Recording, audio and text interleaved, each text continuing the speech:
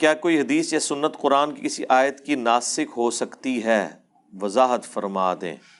یہ بہت مشکل سوال ہے اور اس کے ساتھ بعض لوگوں کی جذباتیت بھی وابستہ ہے۔ ہمارے نزدیک تو قرآن اور سنت یہ پیرلل میں دو سورس ہیں، اور صرف قرآن بھی مکمل دین بیان نہیں کرتا اور صرف سنت بھی مکمل دین بیان نہیں کرتی۔ نہ یہ قرآن کا کوئی عیب ہے اور نہ ہی سنت کا۔ ظاہر ہے اللہ تعالیٰ نے دو سورسز پیرلل میں دیے ہیں۔ سنن ابی داؤد میں حدیث ہے مجھے قرآن اور اس کے مثل دی گئی، یعنی سنت اور حدیث۔ اب یہ پوری ایک ڈاکٹرن ہے، قرآن میں بھی اس کی جڑ موجود ہے۔ سنت کو قرآن اون کرتا ہے۔ الحج اشہر معلومات، حج کے مہینے سب کو معلوم ہے۔ قرآن نے حج کے مہینے نہیں بتائے، صرف یہ کہا کہ سب کو معلوم ہے، یعنی سنت سے نسل در نسل، عملی تواتر سے، حضرت ابراہیم علیہ السلام سے لے کر مشرکین عرب تک جو حج کے مہینے چل رہے تھے۔ رمضان کے فوراً بعد حج کے مہینے شروع ہو جاتے ہیں۔ ویسے تو ایکٹیویٹیز تو ان 10 دنوں میں ہوتی ہیں نا، لیکن لوگ پیدل نکل پڑتے تھے نا سفر پہ، تو وہ سارے حج کے مہینے شمار کیے جاتے تھے۔ شوال کا مہینہ، ذوالقعدہ کا اور ذوالحجہ کا، یہ 3 مہینے۔ لیکن اللہ نے قرآن میں ان مہینوں کا نام نہیں لیا بلکہ سنت پہ چھوڑا۔ اس سے آپ کو سنت کی اہمیت کا اندازہ ہوگا کہ اللہ تعالیٰ سنت کو پیرلل میں ایک سورس کے طور پر مانتا ہے، اور اتنی بڑی سورس ہے کہ خود قرآن سنت سے ٹرانسفر ہوا ہے، نسل در نسل، عملی تواتر سے۔ یعنی یہ میرے سامنے تو کتاب نازل نہیں ہوئی، یہ کیسے میرے تک پہنچی ہے؟ نبی علیہ السلام نے صحابہ کو سکھائی، صحابہ نے تابعین کو، تبع تابعین کو، ریٹن میں الگ سے نوٹس لکھوائے۔ ریٹن تو وہ الذی علم بالقلم، وہ تو اللہ نے اپنی شان بیان کی ہے کہ اللہ نے قلم کے ذریعے علم سکھایا ہے۔ نبی علیہ السلام نے وہی لکھوائی ہے۔ وہ ریٹن ریکارڈ تو چل رہا ہے، لیکن ظاہر ہے وہ ریکارڈ بھی انسانوں نے ٹرانسفر کیا ہے نا، عملی تواتر کے ذریعے۔ تو اس کے اوپر میں نے بڑی تفصیلی گفتگو ایک کی تھی غامدی صاحب سے متعلق، 20 سوالات، مجلس میری 96، وہ آپ دیکھیں۔ اس کے پہلے 50 منٹ پورا یہ مقدمہ میں نے بیان کیا، اس کے بعد اور کافی سارے کوسچنز تھے جن کو میں نے ایڈریس کیا۔ تو قرآن کے اندر جو احکامات آئے ہیں ان کی جو تنسیخ والا معاملہ ہے وہ قرآن کے اندر موجود ہوتا ہے۔ عموماً جب کبھی بھی کوئی قرآن ترجمے سے پڑھنا شروع کرے تو مولوی اس کو یہ پٹی پڑھا دیتا ہے، او جی قرآن میں تو بڑی آیتیں ہیں جو منسوخ ہوئی ہیں، آپ کو کیسے پتہ چلے گا؟ 6,500 آیات میں سے صرف 5 آیتیں ہیں۔ شاہ ولی اللہ دہلوی نے جس کے اوپر اتفاق نقل کیا ہے الفوز الکبیر فی اصول التفسیر کے اندر، اور وہ بھی کوئی بھی آپ کے عقیدے سے ریلیٹڈ نہیں ہے، وہ چند ایک مسائل ہیں۔ مثلاً پہلے قرآن میں آیا تھا کہ جو زانی ہے عورت اس کو گھر میں قید کر دو یہاں تک کہ وہ مر جائے، یا اللہ تعالیٰ کوئی راہ ایسی نکال دے۔ پھر بعد میں اللہ تعالیٰ نے زانی کی سزا نازل فرما دی سورہ نور کے اندر۔ اسی طریقے سے پہلے حکم تھا ہر شخص پہ واجب ہے کہ مرنے سے پہلے وہ وصیت لکھوائے گا، لیکن بعد میں اللہ تعالیٰ نے آیات نازل کر دیں کہ وراثت کس طرح تقسیم ہوگی۔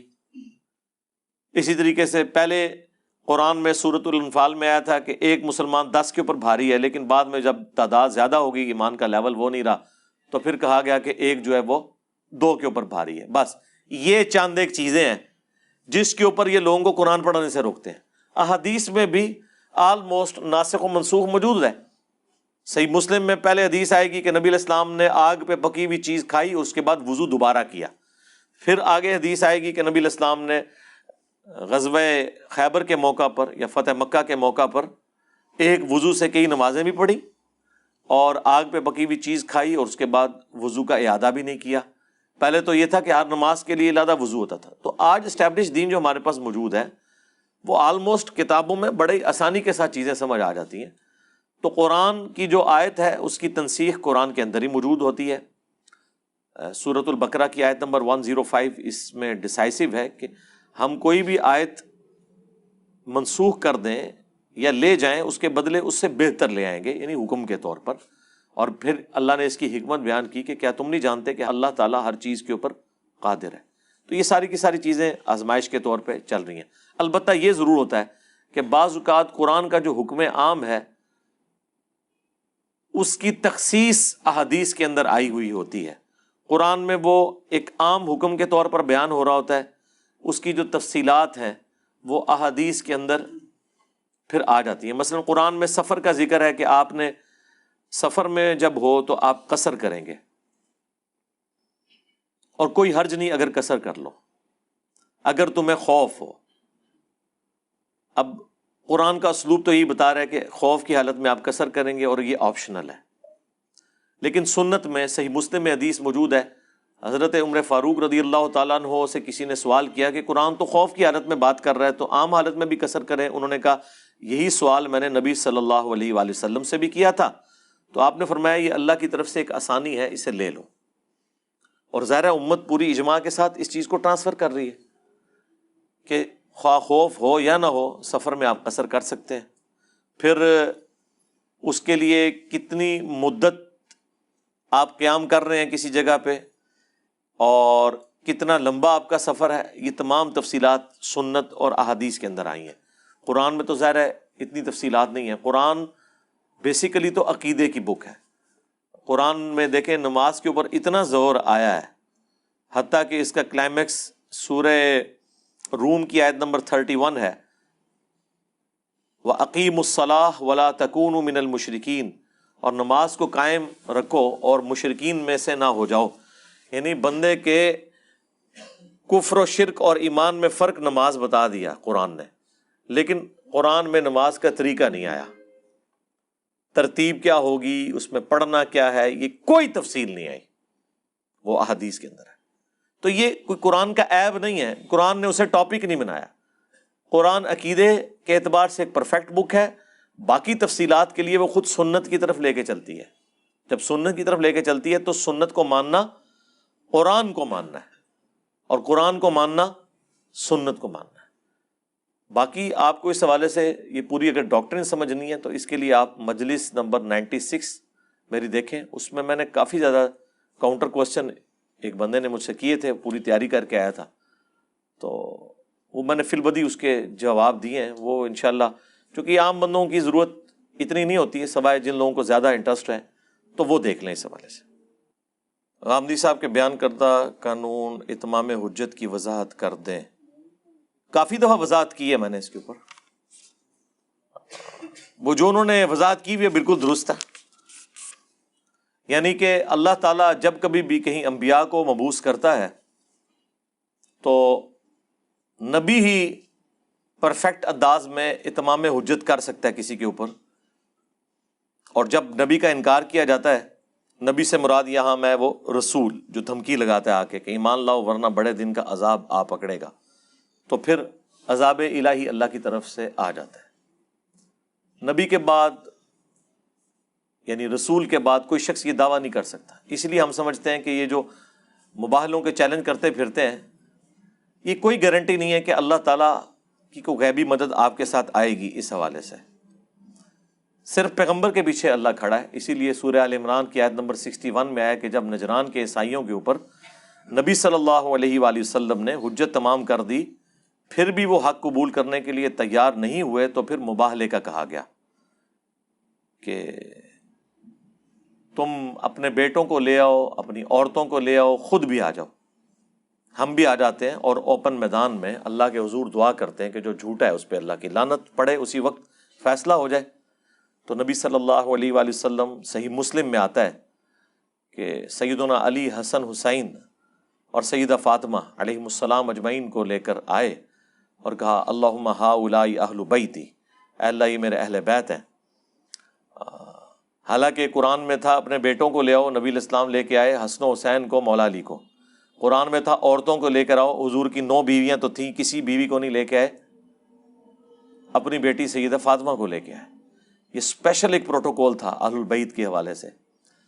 اور اس کے بعد ظاہر ہے وہ نجران کے عیسائی تو بھاگے، وہ مباہلے کے لیے تیار نہیں ہوئے، ورنہ تو کام تمام ہو جاتا، یرموک لڑنے کی نوبت ہی نہ آتی. اللہ کی طرف سے غیبی عذاب آ جاتا ان کے اوپر، جس طرح کہ اگلی قوموں پر اللہ کی طرف سے عذاب آیا کرتا تھا وقت کے پیغمبر کا انکار کرنے کے سبب.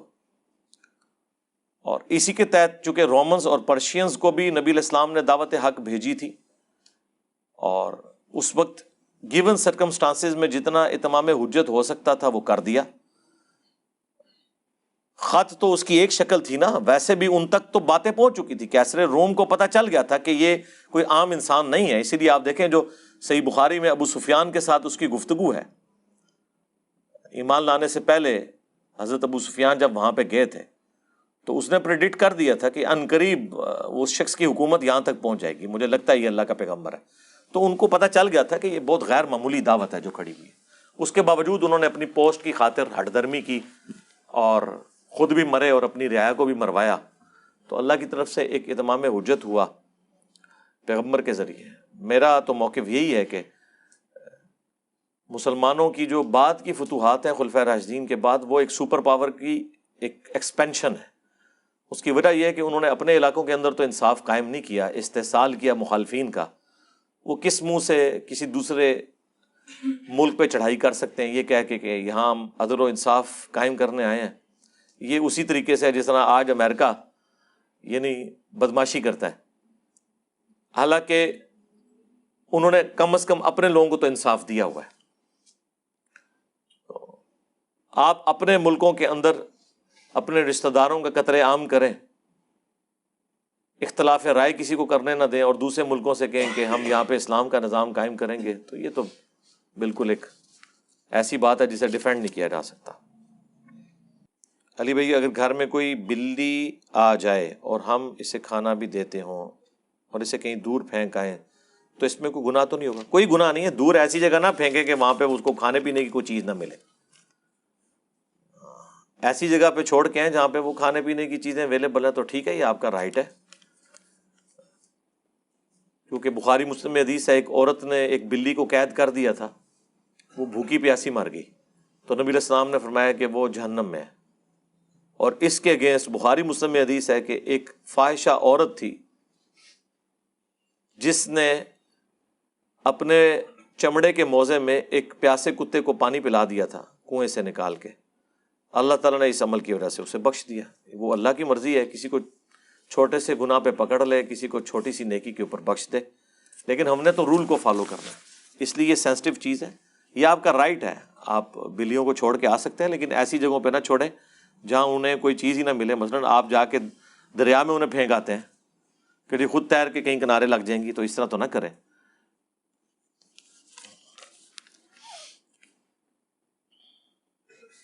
دوسرے شہر میں جاب کرنے والے جو ایک ماہ یا کئی ماہ بعد اپنے گھر واپس آتے ہیں تو کیا اپنے گھر میں قصر نماز پڑھیں گے؟ گھر میں میرے بھائی مرتے دم تک آپ کی نماز پوری ہی رہنی ہے، جس کو آپ گھر کہہ رہے ہیں. جہاں آپ کے بیوی بچے ہوں یا ماں باپ رہتے ہوں یا آپ کی جائیداد ہو، اسے شریعت کی ٹرم میں کہا جاتا ہے وطن اصلی. وہ آپ کا ہمیشہ وہی رہنا ہے. وہاں بار بار جانا ہی اس چیز کی نشاندہی ہے کہ آپ نے اس سے رشتہ نہیں توڑا. البتہ اگر کوئی پرماننٹ ہجرت کر لے، جس طرح انڈیا سے لوگ ہجرت کر کے پاکستان آ گئے تھے پارٹیشن کے وقت، کچھ لوگ بنگلہ دیش سے ادھر آ گئے، اب انہوں نے دوبارہ وہاں جانا نہیں ہے، ان کی جائیداد کے اوپر بھی قبضے ہو چکے. اگر وہ بائی چانس کہیں اپنے آبائی علاقے میں چلے جاتے ہیں تو وہاں پہ پھر قصر نماز پڑھیں گے. لیکن عام حالت میں جو یہاں پہ ہم کر رہے ہوتے ہیں وہ تو ہمارا سلسلہ ہوتا ہے. اب کوئی اسلام آباد میں جاب کر رہا ہے، بھلے عید کے اوپر وہ اپنے آبائی علاقے میں آئے، لیکن وہ علاقہ اس کا آبائی علاقہ اپنی جگہ موجود ہوتا ہے، وہاں پہ اس نے پوری نماز پڑھنی ہے، خواہ ایک دن کے لیے ہے خواہ ایک مہینے کے لیے ہے، جب تک کہ مکمل طور پہ کوئی ہجرت نہیں کر جاتا. عموماً یہ بہت کم ہوتا ہے کہ کوئی ہجرت کر جائے. باقی نماز قصر، مسافر کی نماز، اس کے اوپر تفصیلی میں نے ویڈیو ریکارڈ کروا دی ہے، ایک ایک آیت ایک ایک حدیث اس میں ڈسپلے کروائی ہے، اس کے جو شرعی احکامات ہیں اس کے حوالے سے. نکاح پڑھانے کا مکمل طریقہ ریفرنس کے ساتھ بتا دیں. پڑھانے کا آپ کے ساتھ کیا لینا دینا میرے بھائی؟ آپ کوئی نکاح رجسٹر ہے آپ کے پاس جو آپ نے پڑھانا ہے جا کے؟ اگر یہ کسی عالم دین کا سوال ہے تو پھر ٹھیک، خطبہ پلس گواہ اور وکیل کی تفصیلات، اتنی زیادہ تفصیلات مجھے تو لگ رہا ہے کہ آپ شادی دفتر کھولنے لگے. کوئی تفصیلات نہیں ہے. کنسرن لوگ جو کر رہے ہیں یہ کام، ان سے آپ رابطہ کریں، بڑے اچھے طریقے سے وہ کر رہے ہیں کام. اور اگر آپ نے اس چیز کو سیکھنا ہے تو میں نے مختلف ویڈیوز کے اندر اس کی ریکارڈنگ کروائی ہے، اور ریٹن فارم میں مشکات المصابی کے اندر نکاح والا پورا چیپٹر کھول کے آپ پڑھ لیں، آپ کو ترتیب سے پتہ چل جائے گا. کچھ چیزیں قانوناً ہیں اور کچھ شرعی اعتبار سے. شرعی اعتبار سے تو لڑکی کے لیے ولی کی اجازت، قریبی جو مرد رشتہ دار ہے، باپ نہ ہو تو بڑا بھائی، وہ نہ ہو تو چچا، اس کی اجازت ضروری ہے. اور حق مہر کے عوض گواہوں کی موجودگی میں ایجاب و قبول ہوگا۔ خطبہ نکاح جو بھی کسی کو آتا ہے وہ پڑھ لے، وہ سنت ہے، وہ نکاح کی ضروریات میں سے نہیں ہے، لیکن پڑھے۔ وہ خطبہ بھی موجود ہے نکاح کا جو عموماً خطبہ تقریر سے پہلے بھی پڑھا جاتا ہے، ان الحمد للہ نحمدہ ونستعینہ اما بعد فان خیر الحدیث کتاب اللہ، یہ سارا خطبہ۔ تو باقی وکیل کی تفصیلات جو آپ کہہ رہے ہیں، وکیل اس صورت میں ضرورت پڑتی ہے جب آپ نے فزیکلی عورت کو موو نہیں کرنا، تو اس کا باپ یا اس کا بھائی اس کی طرف سے وکیل بن کے جاتا ہے۔ جس طرح مسجد میں بعض کا لوگ نکاح کرواتے ہیں، تو اب عورت کو مسجد لے کے جانے کی ضرورت نہیں ہے، اس کی طرف سے ایک وکیل چلا جائے گا جس کو وہ اجازت دے گی کہ آپ میرا نکاح فلاں کے ساتھ کر لیں۔ تو عموماً لوگ اس طرح ہی کرتے ہیں، لیکن بعد میں اس سے بھی پکا کام ہو جاتا ہے جب رجسٹر کے اوپر سائن کروا لیے جاتے ہیں۔ اور پھر بعد میں جو لوگ کہتے ہیں نا جی وہ تو ہم نے اس وقت مجبوراً کر دیے، بھئی مجبوراً جب کر دیے تو آپ نہیں کیے ہیں۔ جو بعد میں آپ اپنے گھر والوں کو، ماں باپ کو ذلیل کرواتے ہیں کہ مجھے یہ رشتہ منظور نہیں ہے، یہ ذلت آپ اس دن کاٹیں نا جس دن آپ کے پاس نکاح رجسٹر سائن ہونے کے لیے آیا، پیٹ سیاپا اس دن ڈالیں نا، اور بعد میں پوچھتے ہیں نہیں میری مرضی کا نہیں ہوا۔ آپ کی مرضی کا ہوا ہے، یہ آپ کیسے بات کر رہے ہیں؟ سائن آپ نے کیے ہیں، اور اگر آپ اس وقت دب گئے تھے تو آپ بھی دب جائیں۔ یہ کون سی بات ہوئی اتنا زیادہ خرچہ کروا کے اور پھر بعد میں باتیں کرنا؟ تو اب تو کم از کم اس ماڈرن ایج کے اندر تو انسان کو حق حاصل ہے کہ وہ اپنی بات کرے، اور اسلام بھی یہی کہتا ہے کہ کسی کی مرضی کے بغیر اس کا نکاح آپ نہیں اس طرح کر سکتے۔ میں کلرک کی جاب کرتا ہوں، ہمارے بالا افسران رشوت لیتے ہیں اور رشوت میرے ہاتھ سے گزر کر جاتی ہے، کیا میں اس رشوت لینے میں برابر کا شریک ہوں؟ ظاہر ہے جی، ہے ہی ہے۔ جب آپ خود کہہ رہے ہیں کہ آپ کے ہاتھ سے گزر کے جاتی ہے تو آپ تو شریک ہیں۔ اب کرنا کیا ہے؟ کوئی اور نوکری ڈھونڈیں میرے بھائی، یا بغاوت کر دیں، شکایت لگائیں، اینٹی کرپشن والوں کو بتائیں، ان کو اندر کروائیں۔ اگر آپ یہ نہیں کروا سکتے، آپ اس سسٹم کا حصہ کیوں بن رہے ہیں؟ تو آپ کو تو اپوز کرنا ہوگا، اس میں سے نکل جائیں۔ جتنے اب کئی ایسے افسران ہیں جب ہرڈل بنتے ہیں تو وہ ان کی ٹرانسفر کہیں اور کر دیتے ہیں، جہاں ان سے ہٹ کے معاملات چلے جاتے ہیں، تو وہ اس کا حصہ تو نہیں بنتے۔ آپ نے آخری وقت تک کوشش کرنی ہے میرے بھائی۔ اس کو آپ ایک لمحے کے لیے سوچیں کہ اگر آپ کی اپنی فیملی کے اوپر کوئی ایسی تکلیف آ رہی ہو جو اسی طریقے سے آپ کے ہاتھوں سے گزر کے افسران بالا تک پہنچتی ہو اور انہوں نے وہ تکلیف نازل کرنی ہو آپ کے بیوی بچوں کے اوپر، تو کیا آپ یہ تکلیف اپنے ہاتھوں سے گزرنے دیں گے؟ تن من دھن لگا دیں گے نا؟ تو بس آپ کو جواب مل گیا۔ سر میں بہت کوشش کے باوجود نماز کا پابند نہیں ہو پا رہا، ہر لیکچر سن لیا، احادیث کا بھی پتہ ہے، کچھ پتہ نہیں آپ کو جی میرے بھائی۔ آپ کو تھوڑا سا بھی پتہ ہونا تو یہ کام ہو نہیں سکتا۔ آپ کو کچھ نہیں پتہ، اس پرچی کے بعد مجھے یہی لگا ہے کہ آپ کو کچھ نہیں پتہ۔ آج اگر گورنمنٹ اناؤنسمنٹ کرے کہ جس نے فجر کی نماز نہیں پڑھی اس کے کپڑے اتار کے 1 گھنٹے کے لیے کوڑے لگائے جائیں گے چوک میں، تو انشاءاللہ آپ کو پتہ چل جائے گا کہ نماز کی اہمیت کیا ہے۔ اگر بیوی ازدواجی تعلق قائم نہ کرنے دے تو اس صورت میں کیا حکم ہے؟ جی صبر کریں۔ ہاں جی، وہ حدیثیں جو ہے نا جو آپ کو یہ علماء سنا رہے ہیں کہ جی وہ یہ اللہ سے ڈریں، سرکمسٹانسز، ان تمام چیزوں کو آپ نے دیکھنا ہے۔ آپ نے اپنی عورتوں کے ساتھ جو کچھ کیا ہوا ہے، جتنی ذمہ داریاں ان کے اوپر ڈالی ہیں، سب سے بڑا عذاب تو آپ نے اپنے ماں باپ ان کے اوپر نازل کیے ہوئے ہیں۔ اسلام میں کہاں پہ ساس سسر کا رشتہ ہے؟ کوئی ضعیف حدیث ہی مجھے دکھا دیں۔ اس کے بعد آپ صرف اتنی مہربانی کیا کریں کہ وہ آپ کو اپنے ساتھ کمرے میں سونے دیتی ہیں، جس عذاب کے اندر آپ نے ان کو مبتلا کیا ہوا ہے، نندوں کے عذاب کے اندر، ساس سسر کے عذاب کے اندر۔ میرے بھائی لوگ مجھے کہتے ہیں جی آپ اس کے اوپر کوئی ویڈیو، کہاں سے ویڈیو ریکارڈ کراؤں؟ کوئی ضعیف روایت بھی موجود نہیں ہے، نہ کوئی آیت ہے ساس سسر کے رشتے کے اوپر۔ ماں باپ کا ذکر ہے جہاں پہ بھی ہے، تو وہ ماں باپ تو آپ کے ہیں نا، آپ کی بیوی کے تو نہیں ہیں۔ اس نے اپنے ماں باپ کی خدمت کرنی ہے، آپ کے ماں باپ کی تو نہیں کرنی۔ اسلام میں تو یہی ہوتا تھا، جیسے ہی کوئی شادی ہوتی تھی وہ الگ فیملی شفٹ ہو جاتی تھی۔ ظاہر اس زمانے میں مکان تو نہیں لینا پڑتا تھا، ایک خیمے ہی لگتا تھا نا، ضرورتیں بھی بڑی محدود تھی نا۔ آج کل یہ جوائنٹ فیملی سسٹم سب سے بڑی مصیبت تو یہ بنی ہوئی ہے. الگ ہوں، لیکن الگ ہونے کا مطلب یہ نہیں کہ آپ اپنے ماں باپ کو سڑنے کے لیے چھوڑ دیں گے. وہ توحید کے بعد سب سے بڑا حق آپ کے ماں باپ کا ہے آپ کے اوپر، وہ آپ کے اوپر حق ہے، آپ نے ان کو لک آفٹر کرنا ہے. بیمار ہو جائیں تو دوائی لے کے دینی ہے، ان کے کھانے پینے کا اہتمام کرنا ہے سبسسٹنس لیول کے اوپر جتنا کر سکتے ہیں. لیکن بیویوں کے اوپر جو آپ نے نوکرانی ان کو بنا کے رکھا ہوا ہے اور نندے ان کے اوپر سوار ہوئی ہوئی ہیں، وہ آ کے ایک ایک مہینہ رہ کے جاتی ہیں وہاں پہ، ان کے بچوں کے برتن اور کپڑے تک بھی پھر آپ کی بیویاں دھوتی ہیں. یہ کون سا انصاف ہو رہا ہے؟ اس کے بعد آپ یہ کہیں گے جی بیوی نزدیک نہیں لگنے دی، لتر نہ لا کے مارے تو ہاں آپ نے کیا کیا بیویوں کے ساتھ؟ پوری دن کی تھکی ہوئی عورت، یقین کریں ایک عورت بیمار حالت میں بھی پورے گھر کو سنبھالتی ہے، بچوں کو اسکول بھیجتی ہے، خاوند کا ناشتہ کھانا یہ سارا کپڑے سب اہتمام کرتی ہے، اور پوری فیملی مل کے ایک بیمار عورت کو نہیں سنبھال سکتی. یہ آپ فرق دیکھ لیں.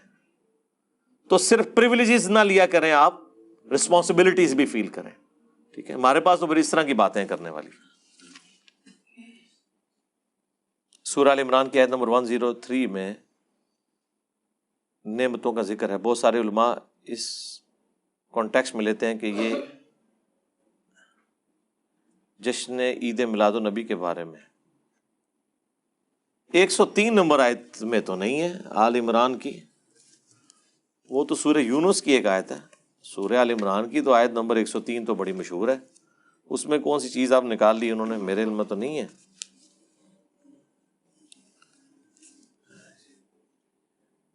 یہ تو اس آیت کے اوپر تو عمل کیا ہوتا تو آج یہ حالات نہ ہوتے. وَاعْتَصِمُوا بِحَبْلِ اللَّهِ جَمِيعًا وَلَا تَفَرَّقُوا، تم سب کے سب مل کر اللہ کی رسی کو مضبوطی سے تھام لو اور فرقوں میں مت بٹو. اچھا وہ جو اگلا حصہ ہے اس کو تو بعد میں دیکھیں گے، پہلے تو مجھے بتائیں یہ جشن میلاد ہو رہا ہے کہ قرآن کو چھوڑ کے دنیا کی ہر کتاب مولوی کی لکھی ہوئی جھوٹی سچی کہانیاں اس پہ عمل ہو رہا ہے؟ اس آیت پہ کہاں سے عمل ہو رہا ہے؟ باقی یہ جو آیا وَاذْكُرُوا نِعْمَتَ اللَّهِ عَلَيْكُمْ، یاد کرو اللہ کی اس نعمت کو جو اس نے تم پر کی. اذ کنتم اعداء، جب تم دشمن تھے آپس میں. ظاہر ہے عرب کے قبائل آپس میں لڑتے تھے. میری آپ ویڈیو دیکھ لیں جب عرب میں قرآن آیا، اس میں نے بتایا کہ یہی ان کی سب سے یعنی بڑی خامی تھی کہ وہ طوائف الملوکی تھی، آپس میں لڑتے تھے. اور جب اللہ تعالیٰ نے انہیں ایک جھنڈے کے نیچے جمع کیا، ایک لیڈر کے نیچے، تو انہوں نے رومنز اور پرشینز کو بھی الٹ دیا. فَأَلَّفَ بَيْنَ قُلُوبِكُمْ، تو اللہ تعالیٰ نے تمہارے دلوں کو ایک کر دیا، ان میں محبت اور الفت ڈال دی. فَأَصْبَحْتُمْ بِنِعْمَتِهِ إِخْوَانًا، پھر اللہ تعالیٰ کی نعمت سے تم بھائی بھائی بن گئے. وَكُنْتُمْ عَلَى شَفَا حُفْرَةٍ مِّنَ النَّارِ، اور تم تو آگ کے دہانے پر پہنچ چکے تھے. جو بخاری مسلم میں حدیث ہے کہ تم پتنگوں کی طرح آگ پہ گرتے ہو اور میں کمر بند سے پکڑ پکڑ کے تمہیں اس آگ سے بچا رہا ہوں. نبی الاسلام کا یہ سٹیٹس ہے. فَأَنْقَذَكُمْ، تو اس نے تمہیں بچا لیا، مِنْهَا، اس سے. كَذَلِكَ يُبَيِّنُ اللَّهُ لَكُمْ آيَاتِهِ، اس طریقے سے اللہ تعالیٰ اپنی آیات کھول کھول کر تمہارے لیے بیان کرتا ہے. لَعَلَّكُمْ تَهْتَدُونَ، تاکہ تم ہدایت پا جاؤ. تو میرے بھائی اس میں میلاد تو نہیں آ رہا، اس میں تو یہ بتایا جا رہا ہے آپ نے فرقوں میں نہیں بٹنا، اور تم اسلام آنے سے پہلے گروہوں میں بٹے ہوئے تھے، ایک دوسرے کے دشمن تھے، اللہ نے تمہیں بھائیوں کی طرح کر دیا. تو اس وقت تو ایسا ہے ہی نہیں ہے، بالکل الٹ ہے. ایک کلمہ گو مشرک، دوسرا گستاخ رسول، ہے نہیں ہے؟ بریلوی کہتے ہیں کہ دیوبندی گستاخ رسول، دیوبندی کہتے ہیں بریلوی مشرک. تو آپ تو بھائی بھائی کوئی نہیں ہے. فرقے آپس میں بھائی بھائی ہیں، ایک فرقہ خود آپس میں بھائی بھائی ہے، دوسرے فرقے کے ساتھ نہیں ہے. تو کہاں اس کے اوپر عمل ہو رہا ہے میرے بھائی؟ اس کا تو لینا دینا ہی نہیں کوئی اس کے ساتھ. کاش اس آیت کے اوپر عمل کیا ہوتا. کسی ناگہانی آفت کی وجہ سے قرض لینا پڑا، اب وہ واپس مانگ رہے ہیں، تو کیا اب بینک سے لون لے کر واپس کر سکتے ہیں؟ تو بینک سے لے کے کریں گے تو ایک اور بڑے عذاب میں آپ مبتلا ہو جائیں گے. بینک سے جب لیتے ہیں تو پھر کیا ہوتا ہے؟ اس کے بعد گھر میں کوئی درخت سونے کا اگ جاتا ہے، کیسے کریں گے؟ تو آپ اخوت والوں سے رابطہ کریں، وہ بلا سود دے دیتے ہیں تھوڑا بہت قرضہ. باقی تو یہ اس میں آپ دلدل میں پھنستے چلے جائیں گے. ہم نے تو کئی لوگوں کو پھنستے ہوئے دیکھا. ہم پالتو جانوروں کے علاوہ بھی اکثر جانوروں کو درد تکلیف میں دیکھتے ہیں، ان کی اس آزمائش کا اللہ کیا صلہ دیں گے جبکہ ان کو جنت بھی نہیں ملنی؟ کتنے رقیق القلب آدمی نے کوئی سوال لکھ کے بھیجا جی۔ میرے بھائی فی الحال تو انسانوں کی آپ تکلیف کا اندازہ لگائیں، باقی ان کو جو اللہ نے گیون سرکمسٹانسز دی ہیں اس میں اللہ تعالیٰ نے ان کو اس قابل بنایا کہ وہ اس تکلیف کو برداشت کر سکتے ہیں۔ البتہ صحیح مسلم میں ایک حدیث ہے کہ دنیا میں اگر کسی سینگ والی بکری نے بغیر سینگ والی کو سینگ مارا ہوگا تو قیامت والے دن اللہ تعالیٰ اسے سینگ دے دے گا بغیر سینگ والی کو، اور وہ اپنا بدلہ اتار لے گی۔ تو آپ بے فکر رہیں، اللہ نے اس کا حساب رکھا ہوا ہے، آپ ٹینشن نہ لیں، آپ انسانوں کا سوچیں۔ کیا عصر کے وقت کے بعد کسی چیز یا کام کرنے کی ممانعت ہے؟ جی کوئی ممانعت نہیں ہے، سارے کام کر سکتے ہیں۔ ہر مسلک کے لوگوں کو جب کوئی مسئلہ پیش آتا ہے تو اپنے مسلک کے مفتی صاحب سے فتویٰ لیتے ہیں اور فتویٰ قبولیت پاتا ہے۔ ہمیں کوئی مسئلہ پیش آئے تو ہم کہاں سے فتویٰ لیں؟ کون سا مسئلہ پیش آ گیا جس کے لیے آپ کو فتویٰ لینا پڑ رہا ہے؟ ہر چیز تو قرآن و سنت میں موجود ہے۔ یہ فتویٰ صرف یہی ہوتا ہے کہ بچہ غصے سے طلاق دے دیتی تو فتویٰ لے لو، یہی فتوے 3-4 فتوے ہیں۔ میں اگر آپ سے پوچھوں کہ آپ کی زندگی میں کون سے آپ کو فتوے لینے پڑے ہیں، آپ کو، آپ کے ماں باپ کو، آپ کے دادی دادا کو، ذرا وہ لسٹ کر کے 10 کی گنتی بھی کو پوری کر کے بتائے۔ یہ کہانی والی بات ہے، کون سے فتوے لینے پڑتے ہیں؟ کون فتوے دے رہا ہے؟ وہ مسئلہ پوچھنا ایک اور چیز ہے، وہ فتویٰ نہیں ہوتا کہ ایک بندہ کہتا ہے جی یہ مسئلہ بن گیا تو اس پہ وضو ٹوٹے گا یا نہیں ٹوٹے گا۔ یہ فتوے ہوتے ہیں؟ یہ تو آپ نے سیکھنا ہے۔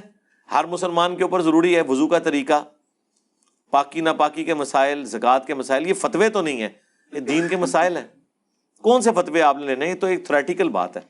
تو ٹھیک ہے، آپ کسی سے بھی جا کے فتویٰ لے لیں، آپ نے جو لینا ہے قرآن و سنت کی روشنی میں آپ اس کو کمپیئر کروائیں، اس کے مخالف سے بھی فتویٰ لیں، پھر دونوں کو دیکھیں، جو آپ کو چیز اچھی لگتی ہے اس حوالے سے کہ قرآن و سنت کے قریب ہے آپ اس کے اوپر عمل کریں۔ لیکن ہے تو یہ کہانی ہے نا جی، پریکٹیکلی کون سی ایسی بات ہے؟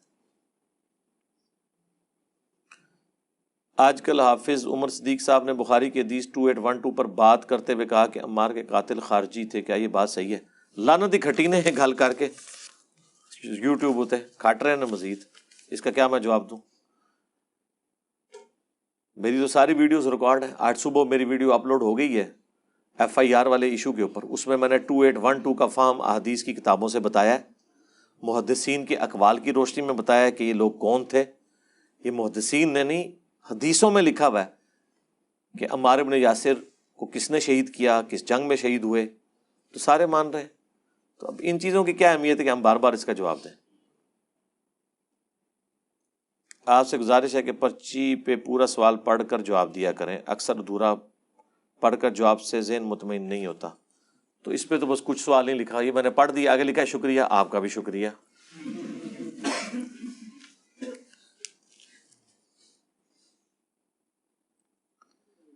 علی بھائی انتہائی احترام سے عرض ہے، صرف یہ بتا دیں کہ ایک ہی دل میں علی اور معاویہ کی محبت کیسے ہو سکتی ہیں؟ امید ہے آپ، پتہ نہیں کیا لکھا ہے، سچ کہیں گے۔ ہاں تو نہیں جمع ہو سکتی، کس نے کہ آپ جمع کریں؟ آپ علی سے محبت رکھیں، باقیوں کو آپ گالی گلوچ نہ کریں۔ اللہ کا صفاتی نام المؤمن ہے، اور انسان کے لیے قرآن میں بار بار مومن، قرآن مومن ہے نا جی، ایمان والوں کے لیے مؤمن کا لفظ استعمال کرتا ہے، المؤمن کا نہیں کرتا۔ کیا خالق اور مخلوق کے لیے ایک لفظ کہنا شرک ہے؟ نہیں، شرک نہیں ہے، اس طرح کے کئی الفاظ ہیں۔ نبی الاسلام کا نام آیا ہے بالمؤمنین رؤوف الرحیم، مومنین کے لیے رؤوف بھی ہیں اور رحیم بھی ہیں، لیکن الرؤوف الرحیم نہیں ہے، دی کے ساتھ، الف لام کے ساتھ خاص کرتے ہوئے وہ اللہ کے ساتھ۔ اب علی یون یہ اللہ کا نام ہے لیکن ال کے ساتھ ہے، وَهُوَ الْعَلِيُّ الْعَظِيمُ، صرف علی ہوگا تو کوئی بھی ہو سکتا ہے، لیکن الف لام لگے گا خاص ہو جائے گا تو وہ صرف خدا ہے۔ مدینہ کوئی بھی سٹی، المدینہ مدینۃ المنورہ، جس طرح آپ انگلش میں دی سٹی کہتے ہیں۔ تو یہ نام ظاہر ہے کہ اسی کو کہا گیا نا، یہ متشابہات ہے نا، ریزیمبلنس والی چیزیں ہیں، ملتی جلتی ہیں۔ ظاہر ہے کہ انسانوں کو سمجھانے کے لیے اس طرح کی مثالیں بیان ہوئی، اس لیے تو پھر اللہ نے قرآن میں فرمایا لیس کمثلہ شیء، اللہ کی مثل کوئی شے نہیں ہے۔ اگر اللہ تعالیٰ اپنے ہاتھ کا ذکر کرتا ہے کہ اللہ کا ہاتھ تھا مومنین کے ہاتھوں پر جب نبی الاسلام بیعت لے رہے تھے اصحاب شجرہ سے، تو ظاہر ہے اس سے مراد یہ والا ہاتھ نہیں ہے جیسا کہ اس کی شان کے لائق ہے۔ تو یہ مثال کے طور پہ چیزیں۔ علی بھائی، آسٹریلیا یا امریکہ میں رہنے والوں کو مکان یا کاروبار کے لیے قرض لینا پڑتا ہے، مارٹگیج کے علاوہ کوئی حل نظر نہیں۔ حل ہے نا، لوگ کرائے پہ رہ رہے ہیں، آپ بھی رہے، یا اگر وہاں پہ اسلامک بینک کوئی موجود ہے، پیور اسلامک بینک، اس کے ذریعے آپ لون لیں تو وہ بالکل درست ہے۔ باقی تو حل یہی ہے نا جی۔ دنیا میں کتنے فیصد لوگ ہیں جن کے پاس ذاتی گھر ہیں؟ آج بھی پاکستان میں 80% سے زیادہ لوگ کرائے پہ رہ رہے ہیں۔ تو اب ضروری ہے کہ انسان نے ایسا کوئی طریقہ اڈاپٹ کرنا ہے کہ سودی کاموں میں انوالو ہو کے ذاتی گھر کی خاطر یہ سب کچھ کرنا ہے، اسلامک بینک کے تھرو کریں، وہ درست ہے۔ اس میں میری ویڈیوز دیکھ لیں۔ رسول پاک نے مروان بن حکم کو مدینے سے کیوں نکالا تھا؟ اس کا جو والد تھا نا حکم، وہ نبی الاسلام کی نقلیں اتارا کرتا تھا، المعجم الکبیر طبرانی کے اندر موجود ہے، اور تفصیل کے ساتھ حضرت عثمان کے چونکہ رشتہ دار تھے، وہ چچا لگتا تھا حضرت عثمان کا۔ حضرت ابوبکر کے زمانے میں بڑا زور لگایا کہ اس کو واپس لیں، تو حضرت ابوبکر نے کہا کہ جو گرا رسول اللہ نے لگائی ہے میں نہیں کھول سکتا۔ پھر حضرت عمر کے زمانے میں بھی، پھر حضرت عثمان جب خود خلیفہ بنے تو اسے واپس لے آئے، الٹا مروان کو اپنی بیٹی دے دی، یہ داماد بن گیا۔ پھر وہی پنجابی کا ایک محاورہ کہ ہتھاں نال لائیاں ہوئیاں دنداں نال کھولنیاں پیندیاں نے۔ ہاں، ہاتھوں سے لگائی ہوئی گرا پھر دانتوں سے کھولنی پڑتی ہے۔ یہی مروان حضرت عثمان کی شہادت کا سبب بنا۔ اسی وجہ سے مسلمان رعایا اور صحابہ کرام حضرت عثمان کے خلاف ہوئے تھے۔ بیسیکلی اس کی غلط پالیسیز تھیں، یہ وزیر خاص بنا ہوا تھا نا اس وقت۔ تو اس پہ آپ میری ایک ویڈیو دیکھ لیں، حضرت عثمان شہید کیوں ہوئے، اس میں میں نے اور چیزیں بھی اس کے حوالے سے بتائی ہیں۔ غوث کتب ابدال کے نام کس نے رکھے ہیں؟ کہانیاں ہیں، ٹائم قیمتی ہے۔ قرآن مجید ترتیب کے ساتھ کس عالم کا ٹھیک ہے پڑھنے کے لیے ترجمہ؟ ساروں کا پڑھے جی، ہم کوئی ایسی بندی نہیں لگاتے، ورنہ پھر آپ کو شیطان وسوسے دلائے گا، اس چکر میں ہی پڑے رہیں گے۔ آپ سارے مکاتب فکر کا ایک ایک ترجمہ خرید لیں، اتنا سستا ہے، کمپیئر کروائیں، 19-20 کا فرق ہے۔ قرآن کے 8 تراجم، یہ میری یوٹیوب کے اوپر ایک ویڈیو ہے، میں نے پریکٹیکلی دکھایا ہے کہ کوئی ترجمہ میں فرق نہیں، الفاظ کے چناؤ کا فرق ہے۔ کوئی کہے گا اللہ کے نام سے شروع، کوئی کہے گا شروع کرتا ہوں اللہ کے نام سے، کوئی کہے گا شروع اللہ کے نام سے۔ سب نے اللہ کے فضل سے اللہ کے نام سے شروع کیا ہوا ہے، بسم اللہ کا ترجمہ۔ الفاظ آگے پیچھے ہونے سے کوئی فرق نہیں پڑتا۔ بہرحال آسان ترجمہ عربی کا جو سوز و گداز اردو میں اگر ٹرانسلیٹ کیا ہے تو میرے نزدیک تو مولانا مودودی کا ترجمہ سب سے بیسٹ ہے، وہ آپ پڑھ کے دیکھیں۔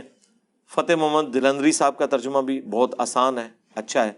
اس کے علاوہ جس کا دل کرتا ہے آپ پڑھیں جی، ہم کوئی قدغن نہیں لگاتے۔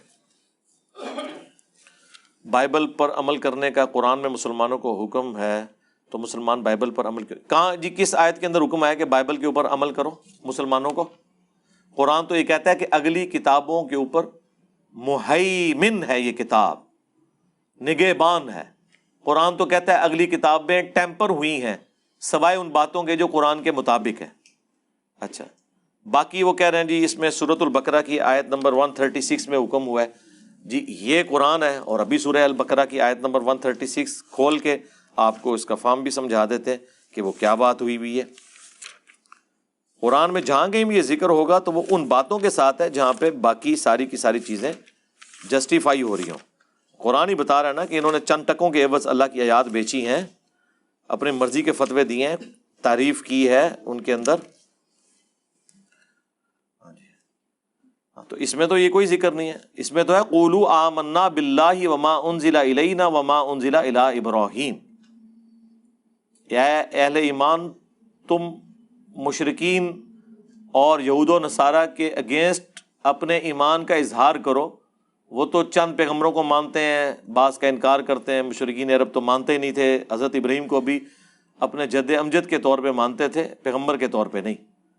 تو بتایا جا رہا ہے کہ ہم تو ایمان لاتے ہیں اللہ پر، اور جو ہماری طرف نازل ہوا وما انزل الی ابراہیم، اور جو ابراہیم کی طرف، و اسماعیل و اسحاق، اور اسماعیل اور اسحاق، و یعقوب والاسباط، اور یعقوب اور ان کے بیٹوں کی طرف، بنی اسرائیل یعنی، وما اوتی موسیٰ و عیسیٰ، اور جو کچھ عطا ہوا موسیٰ کو اور عیسیٰ کو، وما اوتی النبیون من ربہم، اور جو کچھ بھی عطا ہوا پیغمبروں کو ان کے رب کی طرف سے، لا نفرق بین احد منہم، ہم ان میں کوئی فرق نہیں کرتے، یعنی ایمان لانے میں سارے برابر ہیں، وَنَحْنُ لَهُ مُسْلِمُونَ، اور ہم اسی کے لیے سر تسلیم۔ یہ تو ایمان کا ذکر ہے کہ آپ نے فرشتوں پر ایمان، کتابوں پر ایمان لانا ہے، عمل کس پہ کرنا ہے؟ اس کتاب کے اوپر جو محفوظ ہے، یہ فائنل ٹیسٹمنٹ۔ ویسے توحید کے اعتبار سے تو تورات بھی محفوظ ہے آج تک، ایک ان ایمبیگوس کوئی سٹیٹمنٹ ایسی نہیں ہے جو شرک کی طرف مائل کرتی ہو تورات اور انجیل کے اندر، لیکن باقی تبدیلیاں اس میں تو کتنی گستاخانہ چیزیں آج موجود ہیں جو اللہ کی کتاب میں ہو ہی نہیں سکتی۔ رچرڈ ڈاکنز نے انہی چیزوں کے اوپر پھر گرفت کی ہے نا، دا گاڈ ڈیلوژن کتاب کے اندر۔ قرآن پہ تو کوئی اس نے گرفت نہیں کی، قرآن کا ذکر تک نہیں اس نے کیا۔ اس نے تو اپنی جو عیسائیت کے فرسودہ خیالات ہیں انہی کی بنیاد کے اوپر ڈینائل آف گاڈ کیا۔ تو یہ ایمان لانے کا ذکر ہے، ایمان لاتے ہیں، عمل کرنا ہے اس کے اوپر جو قرآن کے مطابق ہے، جو قرآن کے مطابق نہیں ہے اس پہ عمل نہیں کرنا۔ میرا بھائی سود کا لین دین کرتا ہے اور ہم ایک ہی گھر میں رہتے ہیں، تو اس بھائی سے کھانے پینے کی چیزیں کھا پی سکتے ہیں جی، کیوں نہیں کھا پی سکتے؟ اس کی غلطی کا وبال اس کے اوپر ہوگا، قطع رحمی تو نہیں آپ نے کرنی۔ نبی علیہ السلام نے کافروں کے تحفے بھی یہودیوں کے بھی قبول کیے ہیں، لیکن ظاہر دلی لگاؤ تو نہیں ہوگا، آپ نے اصلاح کی کوشش تو کرنی ہے۔ میرے پاس ایک مشین ہے جس کی قیمت 15 سے 20 لاکھ ہے، اس پہ زکوٰۃ بنتی؟ مشین پہ زکوٰۃ نہیں بنتی جی، بے شک 20 کروڑ کی ہو۔ مشین ذریعہ ہے انکم کمانے کا، ٹھیک ہے؟ مشین سے جو کمائی ہوگی نا اس کے اوپر زکوٰۃ ہوگی، وہ بھی اگر جڑ جائے۔ اگر وہ آپ کھا رہے ہیں کوئی مسئلہ نہیں۔ آپ کے پاس 1 کروڑ روپے کی گاڑی ہے، آپ نے رینٹ پہ دی ہوئی ہے، 0 زکوٰۃ ہے۔ اس سے جو کمائی ہو رہی ہے وہ بھی 1 سال تک جڑے، اور 85 گرامز آف گولڈ یعنی 7.5 تولے سونا کی مالیت، آلموسٹ 9-10 لاکھ آج کی ڈیٹ میں، اس کو کراس کرے تو زکوٰۃ ہے۔ ادروائز ساتھ ساتھ کھا رہے ہیں کوئی مسئلہ نہیں ہے۔ 2 لاکھ مہینے کی کمائی ہے اور 2 لاکھ آپ کھا رہے ہیں، 0 زکوٰۃ ہے۔ ہی تو اسلام کہتا ہے کہ پیسہ رننگ میں آئے۔ 1 کروڑ گھر میں پڑا رہے تو زکوٰۃ ہے ہر سال 2.5 لاکھ۔ 1 کروڑ روڈ پہ چڑھا دیں کوئی زکوٰۃ نہیں۔ 1 کروڑ کا مکان لے کر کرائے پہ دے دیں کوئی زکوٰۃ نہیں۔ پیسہ رننگ میں آ گیا نا۔ جب پیسہ رننگ میں آئے گا کاروبار میں، تو اللہ تعالیٰ نے تو کہنا اللہ کاروبار کو بڑھاتا ہے، صدقات کو بڑھاتا ہے، اور کاروبار کو حلال کرتا ہے اور سود کو حرام کرتا ہے۔ یہ تو دونوں ایک دوسرے کے ساتھ جڑی ہوئی ہیں چیزیں۔ یہ تو لکھا ہی نہیں ہوا، یہ تو سوال ہی کوئی اور ہے۔ بیچنے کے لیے نہیں، اس نے کہا میرے پاس مشین ہے، مشین سے کاروبار۔ مشین، اس کا سوال پھر یہ لکھیں گے کہ مشینیں لینے اور دینے کا کاروبار ہے، تو ظاہر ہے وہ رننگ میں تو نہیں آ رہی نا۔ اگر ایک بندہ 100 واشنگ مشینیں خریدتا ہے تو 100 میں کپڑے تو نہیں اپنے دھو رہا، یا کسی کو کرائے پہ تو نہیں دی ہوئی دھونے کے لیے، تو وہ مال تجارت ہے۔ مال تجارت جو بھی ہوگا بیچنے کی غرض سے۔ گاڑیوں کا کاروبار لین دین کا کرنا یہ اور چیز ہے، گاڑی رینٹ پہ دینا اور چیز ہے۔ تو جب آپ رینٹ کے اوپر کوئی چیز دیتے ہیں اس پہ نہیں، باقی جو آپ لین دین کرتے ہیں وہ مال تجارت ہے۔ وہ خواہ آپ کی دکان پہ پڑی ہوئی مشینیں ہیں جن کو آپ یوز نہیں کرتے، صرف خریدنے اور بیچنے کے لیے رکھی ہوئی ہیں، یعنی مشین سے مراد آپ ایئر کنڈیشن لے لیں آسانی سے سمجھنے کے لیے، تو اے سی ظاہر ہے آپ نے بیچنے کے لیے رکھے ہیں، تو یہ مال تجارت ہے، چاہے دوائی ہو، کپڑا ہو، مشینیں ہو، کوئی بھی مال تجارت کا معاملہ الگ سے ہے۔ زکوٰۃ کے جدید اور قدیم 70 احکام و مسائل وہ آپ دیکھ لیں۔ اگر ہر ذی روح نے موت کا ذائقہ چکھنا ہے تو کیا جنت میں موجود حوریں، ہوئے ہوئے ہوئے کتنے فکر پئی ہے جی، زندہ مخلوق ہیں تو انہیں بھی موت آئے گی جی۔ یہ جو ہر ذی روح نے موت کا مزہ چکھنا ہے یہ ادر دین جنت ہے، جنت میں موت نہیں ہے۔ تو جو حوریں آپ کا انتظار کر رہی ہیں جنت کے اندر انہیں موت نہیں آئے گی، آپ بے فکر رہیں، آپ کوشش کریں کہ ادھر تک پہنچنے میں کامیاب ہو جائیں۔ ہاں کتنے دماغ گیا جی، اے مسلمانوں کا دماغ کتنے کتنے جاتا ہے کہ حضرت عمر فاروق حضرت عثمان کی شہادت کے پیچھے بھی بنو امیہ ہی کا ہاتھ ہے؟ لگتا تو ایسا ہی ہے جی، ہمارا بھی یہی خیال ہے۔ علی بھائی کیا کوئی ایسی حدیث مبارکہ ہے کہ جس میں نبی علیہ السلام نے فرمایا ہو کہ انجیر کھایا کرو، یہ بواسیر کی بیماری کو جڑ سے کاٹ؟ اس قسم کی طب نبوی کی جتنی حدیثیں ہیں نا 99% تو جعلی ہیں، چند ایک صحیح بھی ہیں، وہ آپ مشکات میں کتاب الطب چیپٹر پڑھ لیں، یعنی بخاری میں حدیث ہے کہ 3 چیزوں کے اندر شفا ہے، شہد میں اور کپنگ کروانے میں جسے پچھنے لگوانا آپ کہتے ہیں، حجامہ، اور داغ دینے میں. لیکن میں اپنی امت کو داغ لگانے سے منع کرتا ہوں. حرام نہیں کیا، یعنی پریفریبل نہیں ہے. وہ آگ پہ کوئی گرم کر کے سلاخ تو وہ زخم کو داغ دیتے تھے، روسٹ ہو جاتا تھا، خون نکلنا بند ہو جاتا تھا. آج کل اس کی ماڈرن فارم یہ الیکٹرک داغ دیتے ہیں. لیکن مسلم شریف میں یہ حدیث موجود ہے، ایک صحابی کا خون نہیں رک رہا تھا، نبی علیہ السلام نے اپنے مبارک ہاتھوں سے خود داغ دیا. تو اس سے پتہ چلا کہ داغ دینا جائز ہے ایز اے لاسٹ ریزارٹ، جب بیماری کا علاج نہ ہو رہا ہو. باقی جب ایک وہ کردستانی یا پاکستان آ کے آپ کے قومی اسمبلی کے اسپیکر کو بٹ بنا کے چلا گیا، آپ کے سارے مولویوں کو بٹ بنا کے چلا گیا، آپ کے سارے پرائم منسٹرز کو بٹ بنا کے چلا گیا، ٹھیک ہے، تو اس کے اوپر میں نے ایک ویڈیو ریکارڈ کروائی تھی کہ کون کون سے علاج ہیں دنیا میں، علاج کروانا کیوں ضروری ہے. ہومیوپیتھک علاج ہے، ایلوپیتھک علاج ہے، ہربل علاج ہے، سرجری علاج ہے، اور جھاڑ پھونک علاج ہے. یہ 5 بڑے بڑے علاج ہیں دنیا میں، تو وہ آپ نے کرنے ہیں. ہماری بہن کو طلاق ہو گئی ہے، اس کا شوہر 6 ماہ سے بیرون ملک ہے، عدت کے متعلق بتا دیں. جی طلاق اگر ہوئی ہے یا 2 ہوئی ہیں پھر تو رجوع ہو سکتا ہے، اور اگر 6 مہینے گزر چکے ہیں تو اب 1 یا 2 طلاق کے بعد نہے نکاح کے ساتھ رجوع ہوگا، ادروائز اس شوہر کی طرف وہ رجوع نہیں کر سکتی، طلاق بائن مان چکی ہے. اور اگر 3 طلاقیں ہوئی تھی تو اب ویسے ہی رجوع نہیں کر سکتی قیامت تک اس مرد کی طرف، الا یہ کہ کوئی حادثاتی طور پہ کہیں یہ اور شادی کرے اور وہ فوت ہو جائے یا طلاق دے دے، یعنی وہ حرامہ نہ ہو رہا ہو، جسے حلالہ کہتے ہیں، یہ ہے حرام ہے وہ. تو ابن ماجہ میں حدیث ہے، حلالہ کرنے اور کرانے والے پہ اللہ کی لعنت ہے. وہ تو نیچرل قرآن میں آیا کہ اگر ہو جائے تو لادہ بات ہے، پری پلان حلالہ تو حرام ہے نا جی. عدت ختم ہوگی نا، 3 مہینے تھے نا، ختم ہوگی. عدت تو ہوتی ہے جو عورت ایسی ہے جس کا خامند فوت ہو گیا، اس کی عدت ہوتی ہے، جسے سوگ کہا جاتا ہے. اس کے لیے ہم عدت کا لفظ بولتے ہیں. بیسیکلی یہ نکاح سے روکنا ہوتا ہے، وہ 3 مہینے ہے. جو متعلقہ عورت ہے جسے طلاق ہوئی ہے اس کی عدت کتنی ہے؟ 3 مہینے. قرآن میں 3 دفعہ عورت پاک ہو حیض سے. اور اگر پریگنٹ ہے تو جب تک وضع حمل نہیں ہوتا اس وقت تک وہ عدت میں رہے گی.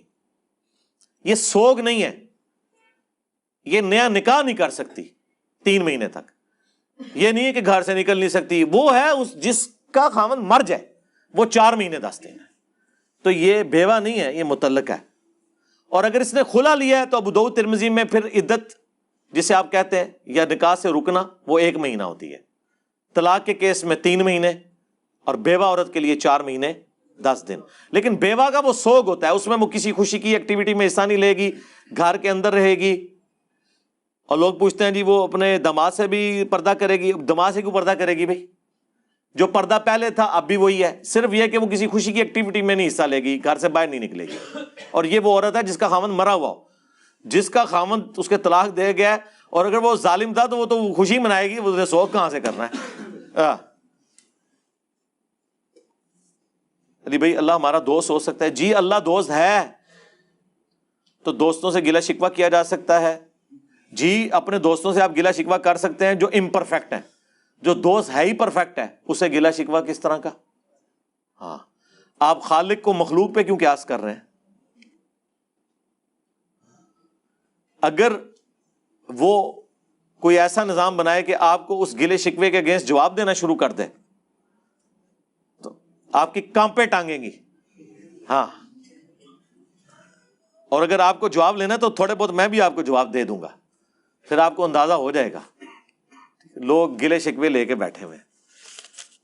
اللہ کے بندو، دنیا میں آپ ہر مسلمان، کافر پہ تو ہم بعد میں آتے ہیں، ہر مسلمان اربوں انسانوں سے بہتر ہے کہ اس کے سینے میں کلمہ ہے.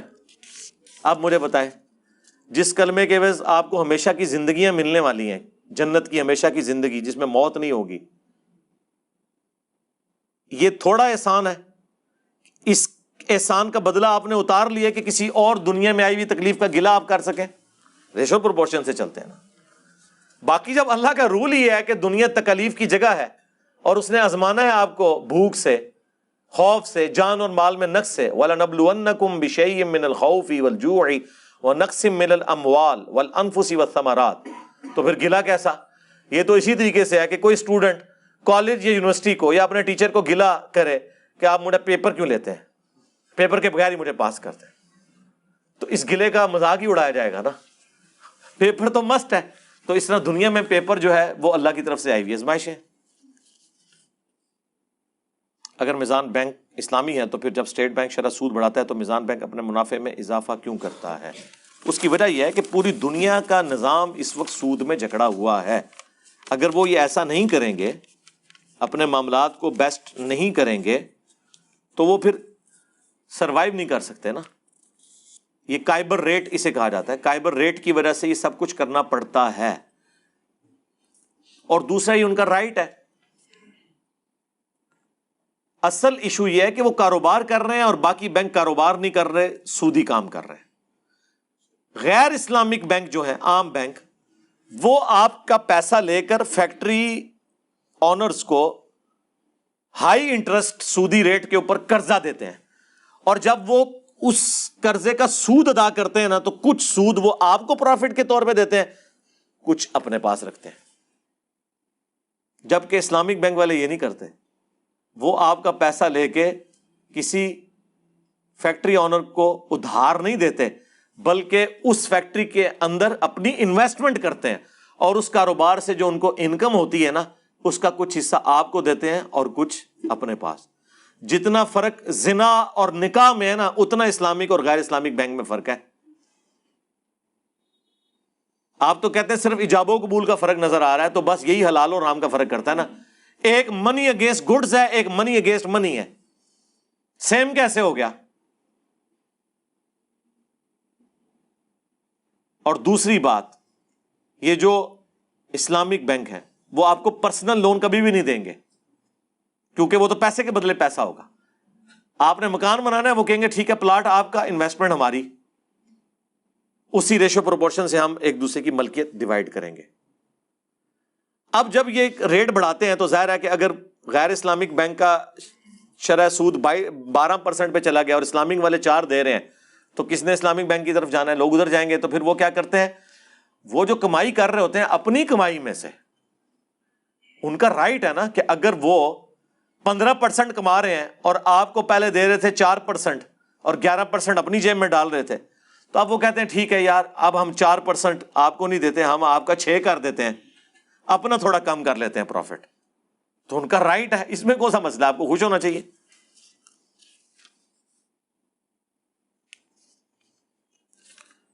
آپ نے ایک ویڈیو میں کہا تھا کہ نبی الاسلام نے بھی جنگ احد کے شہیدوں کی قبروں پر عرس منایا۔ نہیں، عرس نہیں منایا، خدا تھا نہ آ جائے، جنازہ پڑھا تھا جا کے، بخاری مسلم میں وفات سے 1 مہینہ پہلے۔ یہ بریلوی کہتے ہیں کہ وہ عرس تھا، تو وہ عرس جو ہے وہ نبی الاسلام نے 8 سال بعد منایا، تو سیدھے ہر سال منا دو۔ اس میں الفاظ ہیں غزوہ احد کے شہداء پر اپنی وفات سے 1 مہینہ پہلے حضور کو بتا دیا گیا تھا آپ دنیا سے جا رہے ہیں، اور اس میں الفاظ ہے، عقبہ ابن عامر کہتے ہیں میں نے آخری دفعہ حضور کو ممبر پہ دیکھا ہے، اس کے بعد میں نے نبی الاسلام کو ممبر پہ نہیں دیکھا یہاں تک کہ آپ کی ڈیتھ ہو گئی، اور آپ ہم سے یوں گفتگو کر رہے تھے جس طرح زندہ اور مردہ دونوں سے رخصت ہو رہے ہیں۔ یعنی قبرستان میں خطبہ اس لیے دیا تاکہ عبرت ہو۔ دوسرا، اس قبرستان میں وہ لوگ دفن تھے جن کی قربانیوں کی وجہ سے زندہ مسلمانوں نے آندہ دنیا کے مزے لوٹنے تھے، دنیا کی دولت۔ اسی میں الفاظ ہے نا کہ مجھے خطرہ نہیں تم میرے بعد بھوکے مرو، نہ مجھے خطرہ ہے کہ تم شرک کرنے لگو، بلکہ دنیا کے دہانے تم پر کھول دیے جائیں گے اور تم ایک دوسرے کو قتل کرو گے اور تباہ و برباد ہو جاؤ گے جس طرح اگلی قومیں ہوگی۔ اتنا نبی علیہ السلام ڈرا رہے تھے، اور فرمایا کہ میں اس وقت حوض کوثر کو اپنے سامنے دیکھ رہا ہوں، میرا یہ ممبر حوض کوثر پہ لگا ہوا ہے، گویا کہ اللہ نے وہ منظر دکھایا، میں تمہارا پیش رو ہوں، میں آگے جا رہا ہوں، تمہارا انتظار کروں گا، دیکھنا میرے بعد کافر نہ ہو جانا کہ ایک دوسرے کی گردنیں مارنا شروع کر دو۔ اتنے رقت انگیز وہ الفاظ ہیں۔ تیسری بات یہ کہ نبی الاسلام نے قبرستان میں اس لیے دیا تاکہ عبرت ہو کہ اصلی جگہ یہی آنے والی ہے۔ چوتھی، جو میں نے کہیں پڑھی نہیں ہے لیکن اللہ نے مجھے یہ سمجھائی ہے، کہ نبی الاسلام نے امت کو یہ بھی درس دیا اسی میدان احد میں رسول اللہ کی موجودگی میں چند ساتھیوں نے نافرمانی کی تو درجنوں صحابہ شہید ہو گئے، حتیٰ کہ حضور کے اپنے دانت بھی شہید ہوئے۔ رسول اللہ دنیا میں موجود تھے، تب بھی امت کی نافرمانی کا خمیازہ نہ صرف باقی امت نے بھگتا، خود رسول اللہ نے بھی اس تکلیف کو کاٹا جو امت نے کام ڈالا تھا نافرمانی کر کے۔ تو آنے والوں کو درس ہے کہ جب میں دنیا میں نہیں ہوں گا تو اس چکر میں نہ رہنا کہ جو کچھ بھی ہے تیرے محبوب کی امت میں ہے۔ جب محبوب تم میں موجود بھی تھے، تب بھی جب تم نے محبوب کی نافرمانی کی تو اللہ کی مدد نہیں آئی ہے، الٹا ایسا عذاب آیا کہ نبی کے بھی دانت شہید ہو گئے اور مدینے کا کوئی گھر نہیں بچا جس میں کوئی میت نہ ہو۔ تو میرے بعد تو میری دعاؤں کا حصہ بھی تمہیں اس طرح حاصل نہیں ہوگا، تو اپنا قبلہ درست رکھنا۔ یہ بھی اس کے اندر تھا، اور ہم نے اس میں سے یہ نکالا کہ جی حضور نے فرمایا جی میری امت شرک نہیں کرنے لگی، اس میں تو کہیں الفاظ نہیں ہے مجھے تم سے شرک کا خدشہ نہیں۔ اس پہ میں نے تفصیلی ویڈیو 1 گھنٹے کی ریکارڈ کرائی ہے کہ مجھے اپنے بعد تم سے شرک کا خوف نہیں، مجھے اپنے بعد تم سے شرک کا خوف نہیں۔ یہ آپ یوٹیوب پہ لکھیں، میں نے پوری یہ تفصیلی ویڈیو اس کے پر ریکارڈ کرائی ہے۔ مرد کے لیے بال بڑے رکھنا یا چھوٹے، اس کا ذاتی مسئلہ ہے یا معاشرتی مسئلہ ہے؟ معاشرتی مسئلہ کہاں سے ہو گیا؟ آپ یہ پوچھیں کہ اس کا ذاتی فیصلہ ہے یا کوئی ریلیجس ایشو ہے؟ معاشرہ یا ذات ایک ہی بات ہو گئی نا، جس طرح مرضی رکھے۔ مرد کے لیے بڑے بال رکھنا کتنے جائز؟ ہاں یہ بات آپ پوچھیں، اتنے لمبے بال رکھیں کہ کندھے سے نیچے نہ جائیں۔ کندھے سے نیچے جائیں گے تو عورتوں کی مشابہت ہے، وہ بخاری میں حدیث ہے، ان مردوں پہ لعنت جو عورتوں کی مشابہت کرتی ہیں، اور ان عورتوں پہ لعنت جو مردوں کی مشابہت کرتی ہیں۔ تو کندھے سے نیچے عورتوں کی مشابہت ہے، اور کندھے سے اوپر رکھیں گے تو مردوں کی مشابہت ہے، تو عورتیں تو نہیں رکھ سکتی اوپر۔ عورتیں بال کٹوا سکتی ہیں، صحیح مسلم میں موجود ہے، بخاری میں بھی کچھ حصہ ہے، امہات المومنین نے حضور کی وفات کے بعد اپنے بال چھوٹے کروا دیے تھے، جسٹ کندھے کے نیچے تک، کیونکہ خاوند کے لیے زینت ہے، تو ان کا خاوند تو نہیں رہا تھا، تو انہوں نے بال چھوٹے کروا دیے تھے۔ عورت بھی بال چھوٹے کروا سکتی ہے لیکن کندھے سے نیچے نیچے رہے، اور کندھے سے نیچے اگر مرد رکھے گا تو باقی پونی جی پونی کر سکتے ہیں، سنت ہے، صحابہ کرام بھی کرتے تھے، نبی الاسلام بھی، بخاری مسلم میں آتا ہے کہ دائیں بائیں اما عائشہ کہتی ہیں میں آپ کے بال کنگھی کرتی تھی اور اس کو پھر چپکا دیتی تھی۔ اس زمانے میں وہ جو کوئی پیڑوں سے درختوں سے گلو حاصل ہوتی تھی اس کے ذریعے، ظاہر ہے وہ پھر بال بکھرے رہتے ہیں نا۔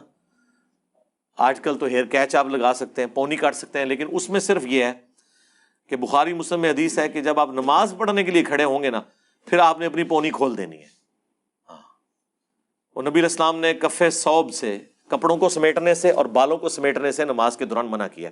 یہ اگر کف چڑھیں گے آپ نے نیچے کرنا ہے، بالوں کی پونی کھول دینی ہے۔ اب میں نے بھی لمبے بال رکھنے شروع کیے تو میں تو یہ تو سمجھ لیں کہ ایک پالتو جانور ہے جو آپ پال لیتے ہیں، یہ تو بڑا مشکل کام ہے، بال رکھنا تو بڑا مشکل کام ہے، تو یہ اس کی تو بڑی کیئر کرنی پڑتی ہے۔ اور میرے جیسے بندے کے پاس اتنا ٹائم ہی نہیں ہے کہ ان چکروں میں نے صرف اس لیے رکھ لیے کہ میں چونکہ عموماً روزانہ 2 دفعہ تو غسل کرتا ہوں تو رکھ سکتا ہوں، ادروائز تو جوئیں پڑ جاتی ہیں ان بالوں میں اور آپ کو کرنا پڑتا ہے۔ تو پھر ہیئر کیچ میں یوز کرتا ہوں تو پھر نماز کے وقت میں نے یاد رکھ کے وہ ہیئر کیچ اتارنا ہوتا ہے۔ ہاں، ہیئر کیچ کے ساتھ، یہ پونی کے ساتھ آپ نماز نہیں پڑھ سکتے، ویسے آپ باندھ سکتے ہیں لیکن نماز کے وقت آپ نے وہ ہیئر کیچ یا پونی کھولنی ہے، ٹھیک ہے۔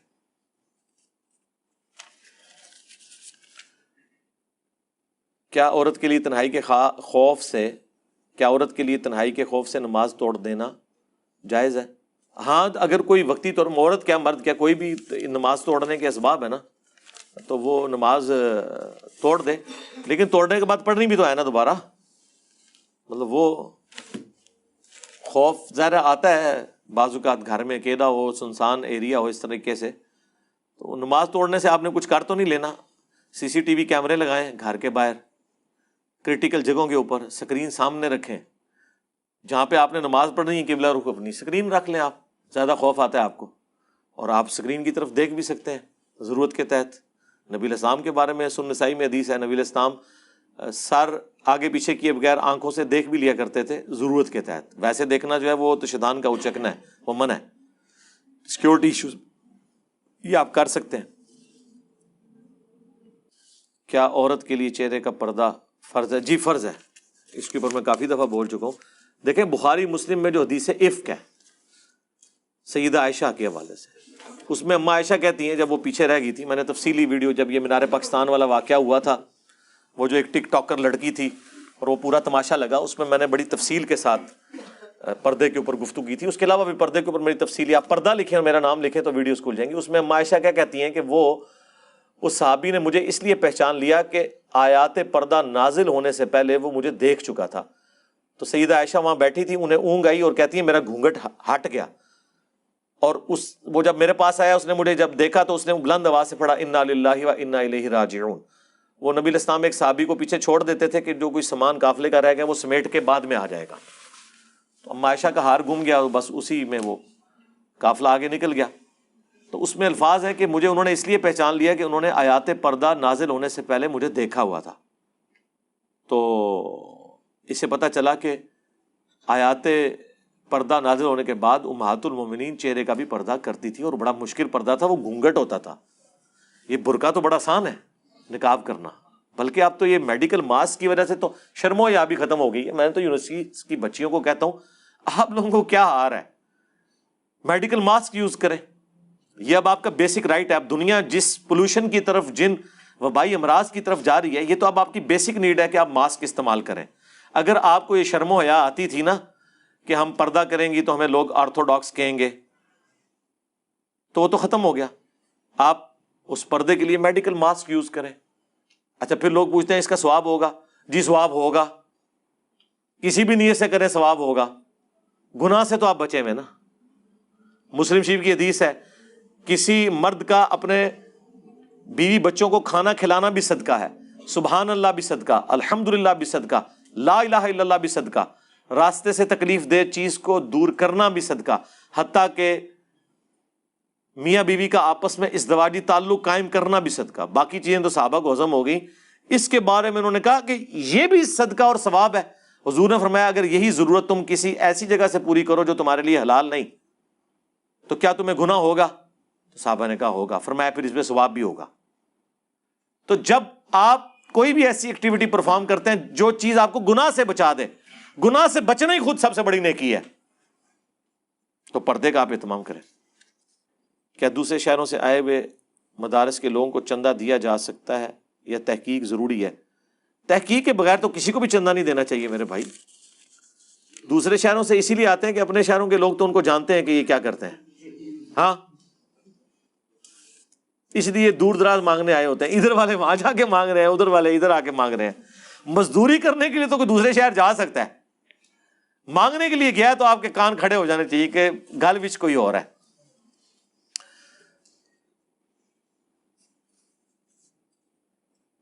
نبی صلی اللہ علیہ وآلہ وسلم سے پہلے نبیوں کو ماننے والوں کے لیے قرآن کو ماننا پہلے نبیوں کی کتاب میں موجودگی. ہر نبی کے بارے میں یہی ہے کہ جب وہ دعوت لانچ کرتا ہے تو اپنے سے بعد کنزیکٹو جو نبی آنے والا ہے اس کے بارے میں وہ بشارت دے دیتا ہے. تو بس اجمالاً ایمان ضروری ہے، باقی تو قرآن کے سامنے نہیں تھا، اس پہ کیا انہوں نے عمل کرنا تھا، ان کے لیے تو اپنی کتابیں تھی. جب کسی کو قرآن کی آیات شرک سے بچانے کے لیے پیش کریں تو وہ کہتے ہیں کہ آیات بتوں کے بارے میں. کسی حد تک ٹھیک کہتے ہیں نا، تو آپ بتوں والی آیات نہ پیش کریں، آپ وہ آیات پیش کریں جو آج میں نے پیش کی ہیں، وہ ساری انبیاء سے متعلق ہے. To cut the story short, آپ ان چکروں میں پڑھیں ہی نا. آپ وہ آیت پڑھیں مل مسیح ابن مریم الا رسول قد خلت من قبلہ رسول. عیسیٰ تو نہیں تھے مگر ایک رسول، ان سے پہلے بھی رسول گزرے. ان کی ماں ایک سچی عورت تھی، دونوں کھانا کھانے کے محتاج تھے. ایسوں کو پوجتے ہو جو تمہارے نہ نفع کے مالک ہیں نہ نقصان کے. پوجنا الگ سے جرم ہے، اگرچہ مسلمان کسی پیغمبر کو نہیں پوچھتے، لیکن جو دوسرا حصہ بیان ہوا کہ نفع نقصان کے مالک نہیں، تو ان کو بتائیں کہ عیسیٰ تو بت نہیں ہے، مریم تو بت نہیں. اللہ فرما رہا ہے وہ دونوں کھانا کھانے کے محتاج ہیں. اس سے اور کلیئر ہو گیا کہ یہ ان کے بتوں کا ذکر نہیں، ان کا اپنا ذکر ہو رہا ہے، کیونکہ بت تو نہیں کھانا کھاتے. تو اگر عیسیٰ اور ان کی ماں روٹی کے محتاج ہیں اور کسی کے نفع نقصان کے مالک نہیں ہیں تو باب تشائی کوئی نہیں. تو آپ ضروری ہے آپ نے بتوں والی آیات پیش کرنی ہے. میں نے جو پمفلٹ لکھا ہے دعا صرف اللہ ہی سے، ساری وہ آیات لکھی ہیں جو انبیاء کے بارے میں، تاکہ وسوسہ ہی سیٹل ہو جائے. یہ غلطی کی ہے اہل حدیث نے، انہوں نے بریلویوں کی بیماری نہیں سمجھی، شیعہ کی بیماری نہیں سمجھی، انہوں نے اپنی دب کے رکھی ہے.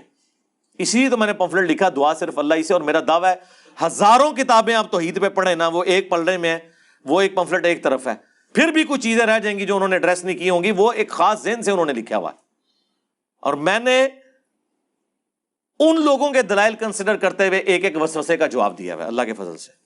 اس پہ میرا لیکچر بھی ہے، توحید پہ 10 دھوکے اور دعا صرف اللہ ہی سے، مسئلہ نمبر 3 اور ریسرچ پیپر نمبر 3، 8 صفحوں کا، دعا صرف اللہ ہی سے۔ حضور علیہ السلام کی فاطمہ کے علاوہ اور بیٹیاں بھی ہیں، تو تاریخ میں ان کی کا ذکر کیوں نہیں ملتا؟ اس لیے کہ ان کی اولاد آگے چلی نہیں ہے۔ نبی علیہ السلام کی مبارک زندگی میں فوت ہو گئی، آپ نے دفنا دی، جس طرح کے اگلے انبیاء کے بھی سارے بچے تو پیغمبر نہیں ہوتے تھے۔ حضرت یعقوب کے 12 بیٹے تھے، پیغمبر تو صرف یوسف تھے، باقی 11 صحابی تھے۔ اس طرح حضور کی بھی 4 بیٹیاں تھیں، آپ کی جو نسل اہل البیت آل محمد وہ فاطمہ سے چلی، باقی فوت ہو گئی، ان کی نسل بھی آگے نہیں چلی۔ صرف حسن حسین ہی جنت، بظاہر پھر آپ کو سمجھ آ جائے گی کیوں ہے، اگلی تو ساری بات ہی ختم ہوگی۔ حسن حسین کا تو سٹیٹس یہ ہے کہ بخاری میں ابو داؤد میں حدیث ہے، اے اللہ ابراہیم علیہ السلام اپنے 2 بیٹوں اسماعیل اور اسحاق کو تیری پناہ میں جن کلمات سے دیتے تھے، میں اپنے 2 بیٹے حسن و حسین کو انہی کلمات کے ساتھ تیری پناہ میں دیتا ہوں، اعیذکما بکلمات اللہ التامہ من کل شیطان وہامہ ومن کل عین لامہ۔ اسماعیل اور اسحاق ابراہیم کے بیٹے، اور حسن اور حسین رسول اللہ کے بیٹے، تو اس میں امپلائڈ ہے اگر رسول اللہ کے بعد نبوت جاری ہوتی تو حسن و حسین بھی پیغمبر ہوتے۔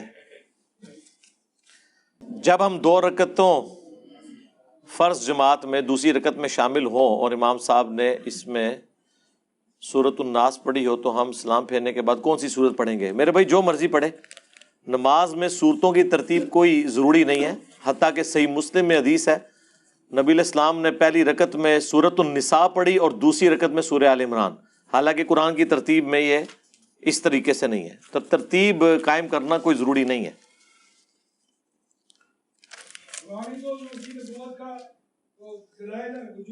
اگر آفس میں جگہ کم ہو تو کیا ایک صف میں کھڑے ہو کر 3 لوگ جماعت کروا سکتے ہیں؟ جائز ہے، ایک صف میں کھڑے ہو کے، اس میں پھر دائیں بائیں آپ کھڑا کریں گے، اگر جگہ کی کمی ہے تو اس طریقے سے نماز ہو جائے گی۔ میں ایک بینک ملازم ہوں، موجودہ حالات میں نیا روزگار تلاش کرنا مشکل ہے، برائے مہربانی رہنمائی کر لیں۔ آپ اسلامک بینکنگ میں کوئی تلاش کریں جاب، جب تک نہیں ملتی تو اسی کو کنٹینیو کریں۔ علی بھائی کل مجھے ایک بریلوی دوست نے کال کی کہ آپ کے علی بھائی کے خلاف ایک کتاب لکھی گئی ہے۔ یار ابھی میں کیا کروں، اس میں لکھی ہے تو پھر کیا کریں، مجھ سے سوال پوچھے نا، اتنی لمبی سٹوری لکھی ہے، اس میں تمام اعتراضات کا جوابات دیے گئے ہیں۔ ملفوظات اعلی حضرت میں اللہ نے شمالی ہوا کو حکم دیا اور چلنے سے انکار کر دیا، جی لکھا ہوا ہے۔ تو انہوں نے کہا کہ پہاڑوں، آپ کاش میری ویڈیو ہی غور سے سنتے یار، آپ نے ہمارا موقف سنا ہوا ہے اس پہ۔ انڈیا اور پاکستان کے بزرگوں کی 19 گستاخانہ عبارات کا تحقیقی جائزہ، اس میں جب میں نے اعلیٰ حضرت کی اس عبارت کا پوسٹ مارٹم کیا ہے آج سے 10 سال پہلے، تو میں نے اس بات کا جواب دیا ہے، قرآن میں کہیں نہیں آیا کہ ہم نے پہاڑوں کو حکم دیا،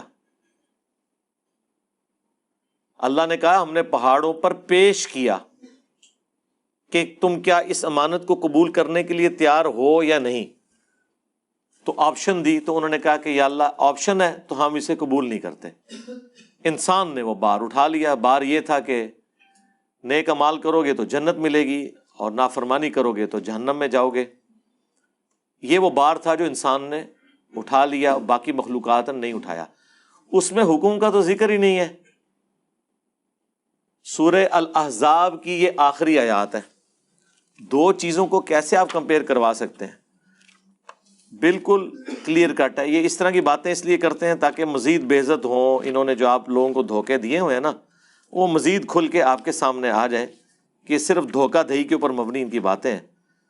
سورۃ الاحزاب کے اینڈ پہ جا کے یہ آیات آتی ہیں، اِنَّا عَرَضْنَا الْأَمَانَةَ عَلَى السَّمَاوَاتِ وَالْأَرْضِ، بے شک ہم نے پیش کی امانت آسمانوں اور زمین پر، والجبال اور پہاڑوں پر، فابین ان یحملنہا تو انہوں نے انکار کیا اٹھانے سے، واشفقنا منہا وحملہا الانسان اور اس سے ڈر گئے اٹھانے سے اور انسان نے وہ بوجھ اٹھا لیا۔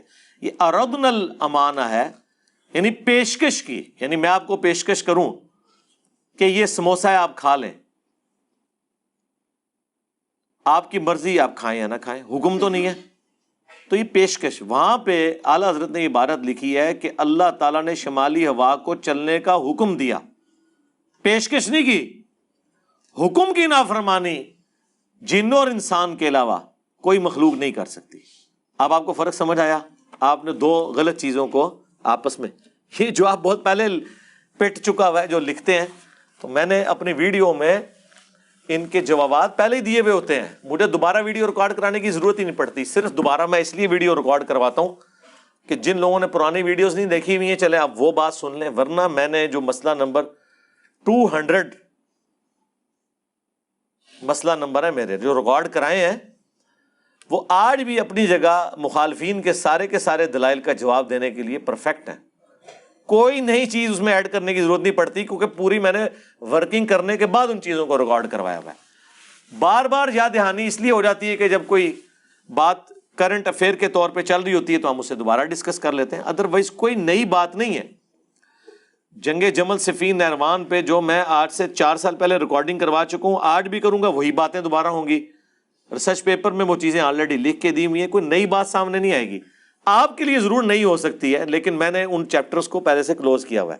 تو یہ بھی میں نے گستاخانہ عبارتوں کے اوپر جو میری ویڈیو ہے مسئلہ 71B، اس میں میں نے مخالفین جو جواب دیتے تھے نا، وہ جوابات خود سے بتا کے ان کے بھی جواب بتا دیے کہ اگر وہ یہ کہیں تو یہ ہے، اگر وہ یہ کہیں تو یہ ہے۔ اب بھی تک اللہ کے فضل سے کوئی نئی بات وہ سامنے نہیں نکال سکے۔ چشتی رسول اللہ، اشرفی رسول اللہ کے اوپر اس وقت جو میں نے باتیں آج سے 10 سال پہلے کی تھی کہ اس کے جواب میں یہ کہیں گے، اور وہ آج تک وہی کچھ کہتے ہیں، اس کی وجہ یہ ہے کہ ان کے پرانے بابے یہی جواب لکھ کے گئے ہیں نا، نیا جواب انہوں نے کون سا ایسا دریافت کر لینا ہے؟ دین میں جو چیز ہے وہ پرانی ہوگی نا۔